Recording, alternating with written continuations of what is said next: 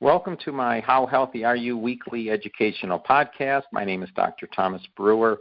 I'm a PhD chemist and nutritional blood microscopist. Today is May 23rd, 2022, and this is podcast number 124.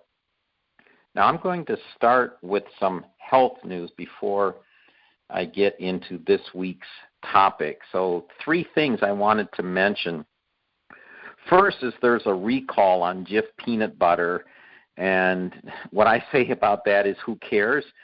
You shouldn't be buying Jif peanut butter. It contains sugar. You should just be buying peanut butter that has one ingredient, and that would be peanuts. Now, the recall is about a salmonella poisoning. I gave some information about salmonella in the last newsletter, May 9th. So refer back to that. The second piece of news is you're going to be hearing more and more about monkeypox, which is a virus. And I warn people that they're going to be throwing at us more and more viruses. Now, monkeypox actually originated in the 1950s. This isn't a new one.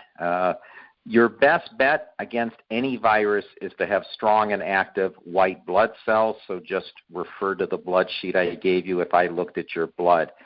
If you don't think you have active white blood cells, take 3 Steromax a day about 30 minutes before breakfast. The other thing you can do is consume celery juice in the morning, again, 30 minutes before breakfast.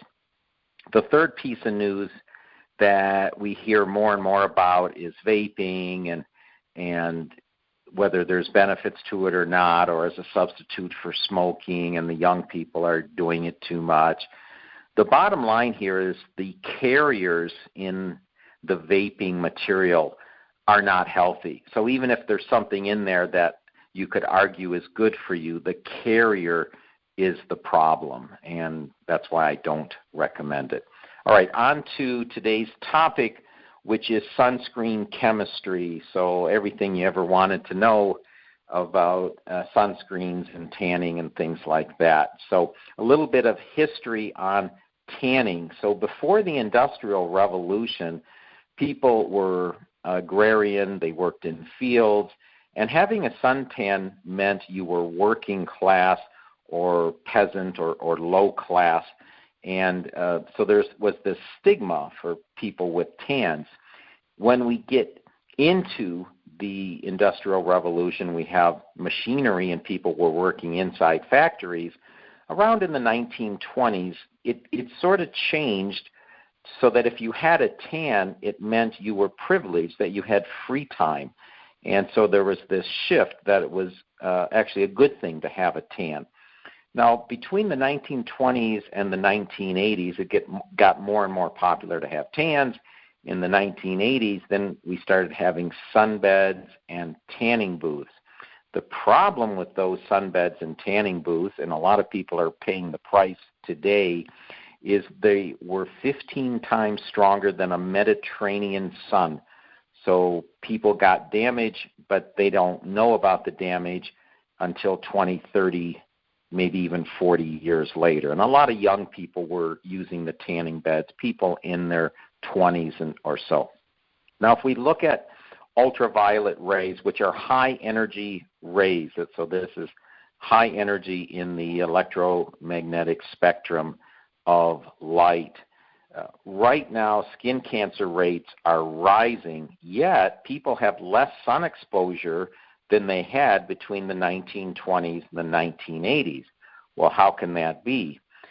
One main potential reason it's like this is there's less ozone in our atmosphere. So ozone is 3 oxygen atoms in a triangle. It's very strained, it's very high energy, and it breaks down quickly to an oxygen atom, O2, and an oxygen radical. And that oxygen radical absorbs UV rays, and that's a good thing. And so the sun intensity goes up, at least what reaches Earth, as our ozone levels go down. So this is the ozone in the upper atmosphere. There's also ozone ground level, stuff that we can breathe. That's a problem, and that was a topic of a previous podcast. So I'm not talking about ground level ozone. I'm talking about the ozone way up there that's protecting us from UV light because it's actually reacting with it.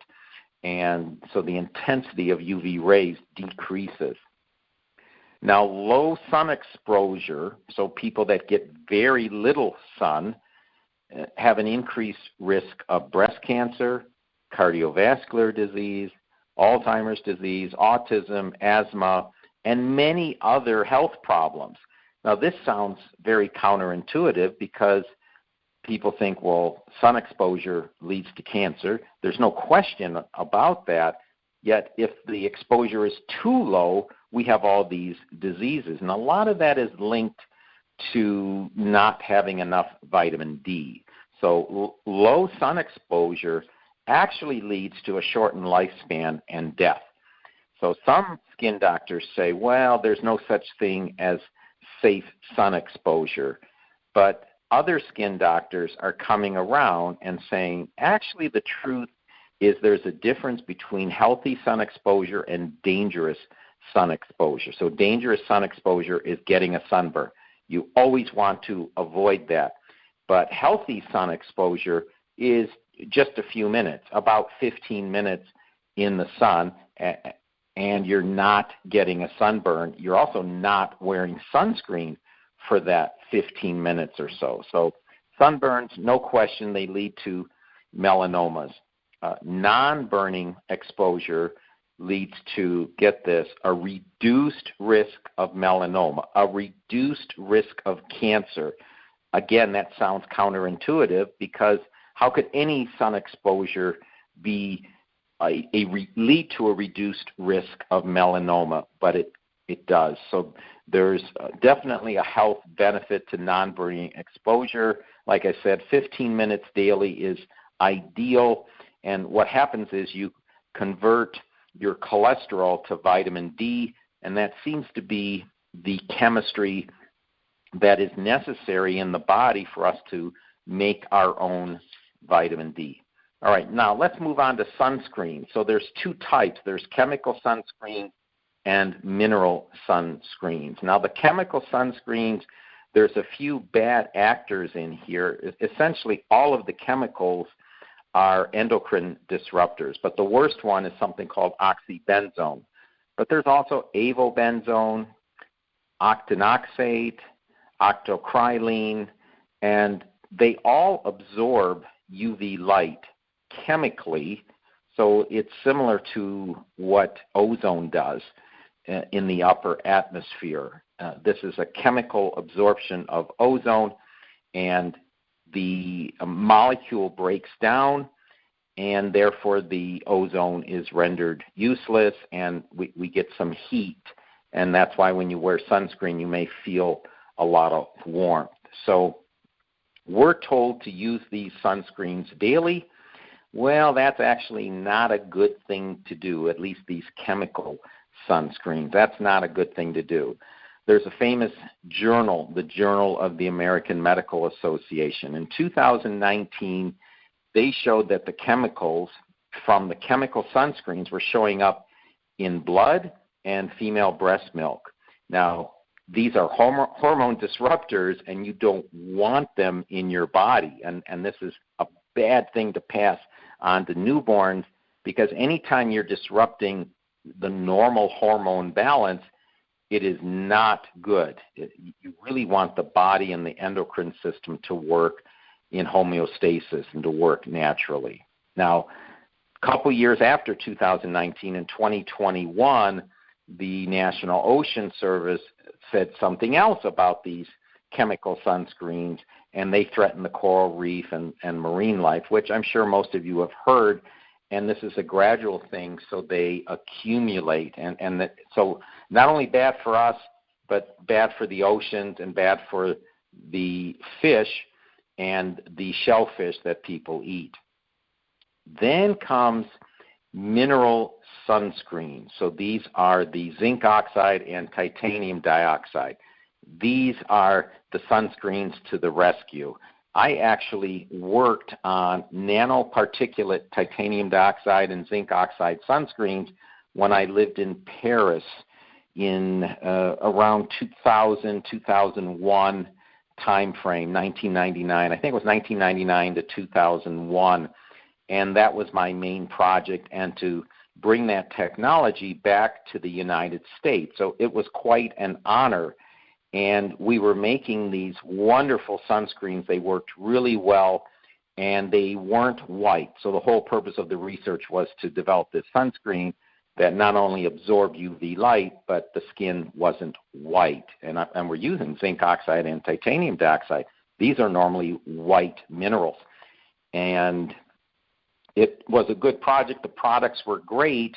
And I noticed it took about 10 years, maybe 12 years for these to start hitting the market. I wondered why. Why does it take so long? We've got this great product, but that's the way commercial chemistry works, and before some company decides it's worth their effort to make a new product. So I worked on nanoparticle titanium dioxide and zinc oxide, and the mechanism here is these nanoparticles scatter and reflect UV light.